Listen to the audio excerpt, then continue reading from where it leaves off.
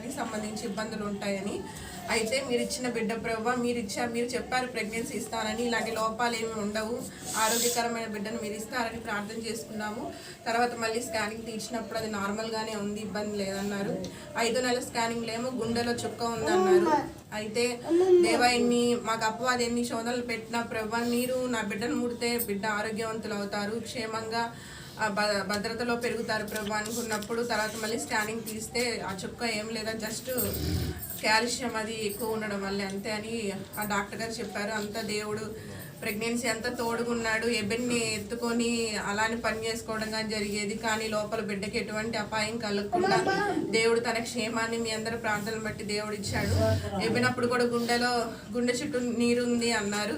అయితే ప్రార్థన చేసుకొని బలంగా ప్రార్థన చేసుకొని బిడ్డ మీద పొట్ట మీద పెట్టుకొని చేయి పెట్టుకొని దేవా నువ్వు స్వస్థపరిస్తే బిడ్డ స్వస్థపరుస్తాడు అన్నప్పుడు